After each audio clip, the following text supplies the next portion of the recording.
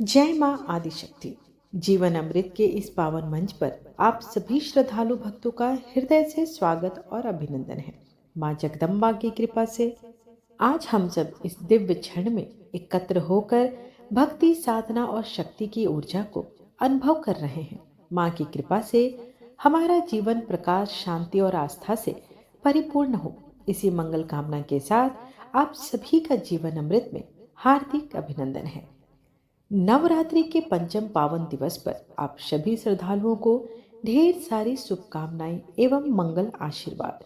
माँ दुर्गा के इस पावन दिन आपके जीवन से भय रोग शोक और बाधाओं को दूर करे और आपको प्रदान करे शक्ति विवेक साहस और आत्मबल। माँ के चरणों में विनम्र सा प्रार्थना है कि आपके घर परिवार में सुख शांति समृद्धि और भक्ति सदैव बनी रहे। जय माता दी। आज मैं माँ दुर्गा की दिव्य महिमा से युक्त दुर्गा सप्तशती के अध्याय 9 एवं 10 का पावन पाठ करने जा रही हूँ। इन अध्यायों में माँ चामुंडा स्वरूप की दिव्य लीला, शक्ति का प्रचंड रूप और अधर्म पर धर्म की विजय का अद्भुत वर्णन मिलता है। यह पाठ हमें सिखाता है कि जब जब अधर्म बढ़ता है तब तब माँ शक्ति स्वयं प्रकट होकर धर्म की रक्षा करती है। तो आइए शुद्ध मन श्रद्धा और भक्ति भाव से माँ के चरणों में ध्यान लगाकर दुर्गा सप्तशती के इस दिव्य पाठ का रसपान करें और माँ की कृपा सहज ही प्राप्त करें। राजा ने कहा, हे ऋषिराज, आपने रक्त बीज के वध से संबंध रखने वाला वृतांत मुझे सुनाया। अब मैं रक्त बीज के मरने के पश्चात क्रोध में भरे हुए शुंभ और निशुंभ ने जो कर्म किया वह सुनना चाहता हूँ। महर्षि मेधा ने कहा, रक्त बीज के मारे जाने पर शुंभ और निशुंभ को बड़ा क्रोध आया और अपनी बहुत बड़ी सेना का इस प्रकार सर्वनाश होते देखकर निशुंभ देवी पर आक्रमण करने के लिए दौड़ा। उसके साथ बहुत से बड़े बड़े असुर देवी को मारने के वास्ते दौड़े और महापराक्रमी शुंभ अपनी सेना सहित चंडिका को मारने के लिए बढ़ा। फिर शुंभ और निशुंभ का देवी से घोर युद्ध होने लगा और वह दोनों असुर इस प्रकार देवी का बाण फेंकने लगे जैसे मेघों से वर्षा हो रही हो। उन दोनों के चलाए हुए बाणों को देवी ने अपने बाणों से काट डाला और अपने शस्त्रों की वर्षा से उन दोनों दैत्यों को चोट पहुंचाई। निशुंभ ने तीक्ष्ण तलवार और चमकती हुई ढाल लेकर देवी के सिंह पर आक्रमण किया। अपने वाहन को चोट पहुंची देखकर देवी ने अपने क्षुरप्र नामक बाण से निशुंभ की तलवार व ढाल दोनों ही काट डाला। तलवार और ढाल कट जाने पर निशुंभ ने देवी पर शक्ति से प्रहार किया। देवी ने अपने चक्र से उसके दो टुकड़े कर डाले। फिर क्या था, दैत्य मारे क्रोध के जल भुन गया और उसने देवी को मारने के लिए उसकी ओर सूल फेंका, किंतु देवी ने अपने मुक्के के प्रहार से उसको चूर चूर कर डाला। फिर उसने देवी पर गदा से प्रहार किया। देवी ने त्रिशूल से गदा को भस्म कर डाला। इसके पश्चात वह फरसा हाथ में लेकर देवी की ओर लपका। देवी ने अपने तीखे बाणों से उसे धरती पर सुला दिया। अपने पराक्रमी भाई निशुंभ के इस प्रकार से मरने पर शुंभ क्रोध में भरकर देवी को मारने के लिए दौड़ा। वह रथ में बैठा हुआ उत्तम आयुधों से सुशोभित अपनी 8 बड़ी बड़ी भुजाओं से सारे आकाश को ढके हुए था। शुंभ को आते देखकर देवी ने अपना शंख बजाया और धनुष की टंकार का भी अत्यंत दुस्सह शब्द किया। साथ ही अपने घंटे के शब्द से, जो कि संपूर्ण दैत्य सेना के तेज को नष्ट करने वाला था, संपूर्ण दिशाओं में व्याप्त कर दिया। इसके पश्चात देवी के सिंह ने भी अपनी दहाड़ से, जिसे सुन बड़े बड़े बलवानों का मत चूर चूर हो जाता था, आकाश पृथ्वी और 10 दिशाओं को पूरित कर दिया। फिर आकाश में उछलकर काली ने अपने दांतों तथा हाथों को पृथ्वी पर पटका। उसके ऐसा करने से ऐसा शब्द हुआ जिससे कि उससे पहले के सारे शब्द शांत हो गए।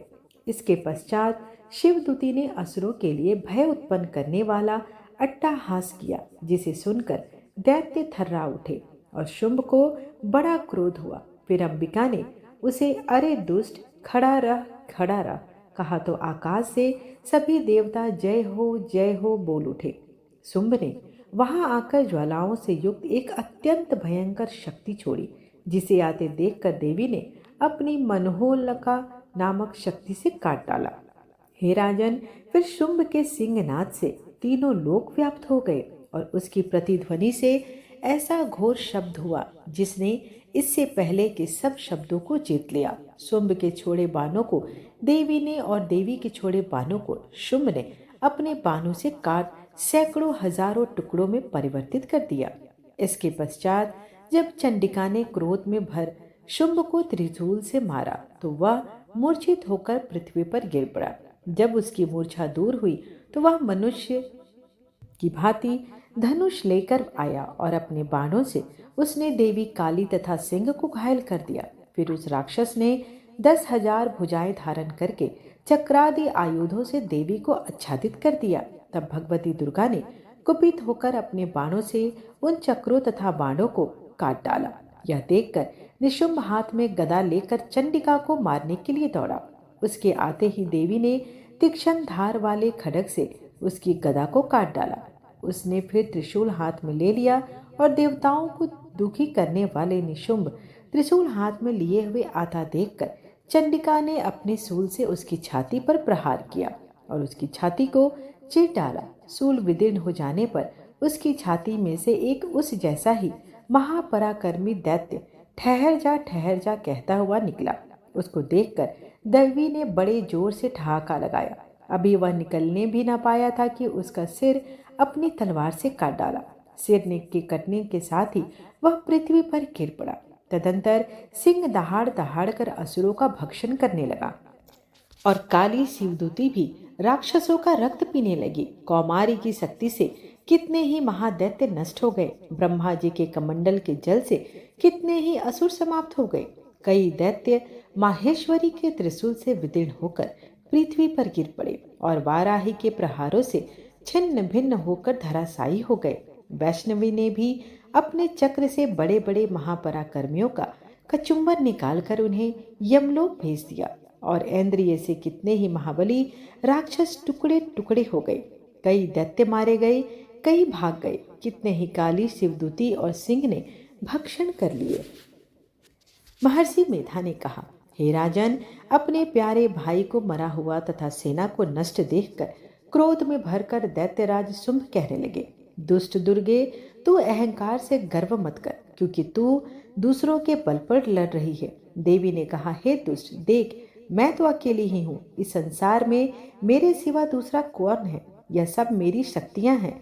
देख, यह सब की सब मुझ में प्रविष्ट हो रही हैं। इसके पश्चात ब्रह्माणी आदि सब देवियां उस देवी के शरीर में लीन हो गई और देवी अकेली रह गई।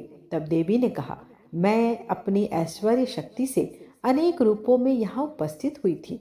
उन सब रूपों को मैंने समेट लिया है। अब अकेली ही हूँ, यहाँ तुम्हारे सामने खड़ी हूँ। तुम भी यहीं ठहरो। महर्षि मेधा ने कहा। तब देवताओं तथा राक्षसों को देखते ही देखते देवी तथा शुंभ में भयंकर युद्ध होने लगा। अंबिका देवी ने सैकड़ों अस्त्र शस्त्र छोड़े। उधर दैत्यराज ने भी भयंकर अस्त्रों का प्रहार आरंभ कर दिया।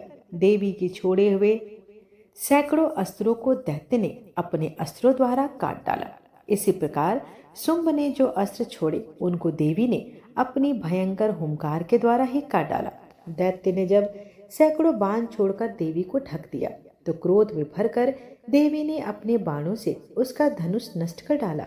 धनुष कट जाने पर दैत्येंद्र ने शक्ति चलाई, लेकिन देवी ने उसे भी काट कर फेंक दिया। फिर दैत्येंद्र चमकती हुई ढाल लेकर देवी की ओर दौड़ा, किंतु जब तक वह देवी के समीप पहुंचा तो देवी ने अपने तीक्ष्ण बाणों से उसकी चमकने वाली ढाल को भी काट डाला। फिर दैत्येंद्र का घोड़ा मर गया, रथ टूट गया, सारथी मारा गया। तब वह भयंकर मुदगर लेकर देवी पर आक्रमण करने के लिए चला, किंतु देवी ने अपने तीक्ष्ण बाणों से उसके मुदगर को भी काट दिया। इस पर दैत्य ने क्रोध में भंग कर देवी की छाती में बड़े जोर से एक मुक्का मारा। दैत्य ने जब देवी को मुक्का मारा तो देवी ने भी उसकी छाती में जोर से एक थप्पड़ मारा।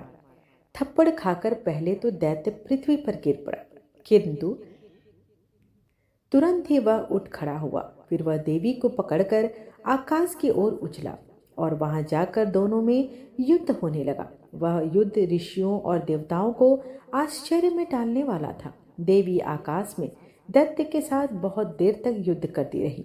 फिर देवी ने उसे आकाश में घुमाकर पृथ्वी पर गिरा दिया। दुष्टात्मा दैत्य पुनः उठकर देवी को मारने के लिए दौड़ा।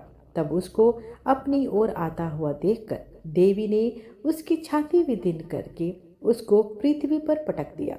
देवी के त्रिशूल से घायल होने पर उस दैत्य के प्राण पखेरु उड़ गए। उसने मरने पर समुद्र, द्वीप, पर्वत और पृथ्वी सब कांपने लगे। तदंतर उस दुष्टात्मा के मरने से संपूर्ण जगत प्रसन्न व स्वस्थ हो गया तथा आकाश निर्मल हो गया। पहले जो व्याप्त सूचक मेघ और उल्कापात होते थे वह सब न जाने शांत हो गए। उसके मारे जाने पर नदियां अपने ठीक मार्ग से बहने लगी। संपूर्ण देवताओं का हृदय हर्ष से भर गया और गंधर्वियां सुंदर गान गाने लगी। गंधर्व बाजे बजाने लगे और अप्सराएं नाचने लगी। पवित्र वायु बहने लगी। सूर्य की कांति स्वच्छ हो गई। यज्ञशालाओं की बुझी हुई अग्नि अपने आप पुनः प्रज्वलित हो उठी तथा चारों दिशाओं में शांति सी फैल गई। माँ की इस पावन कथा, पाठ और साधना के साथ आज के कार्यक्रम का हम विनम्र भाव से समापन करते हैं। माता आदि शक्ति से प्रार्थना है कि वे आप सभी भक्तों के जीवन को भक्ति, शक्ति और शांति से भर दे। माँ की कृपा से आपके जीवन में सभी अंधकार न आए और सदा धर्म, सत्य और सद्भाव का प्रकाश बना रहे। जो भी भक्त श्रद्धा से माँ का स्मरण करता है, माँ उसकी हर पीड़ा हर लेती है। यदि यह भक्ति पाठ आपको प्रिय लगा हो तो माँ का नाम जपते रहे, भक्ति मार्ग पर चलते रहें और इस दिव्य ज्ञान को दूसरों तक भी पहुंचाएं। माँ आप सभी की मनोकामनाएं पूर्ण करे।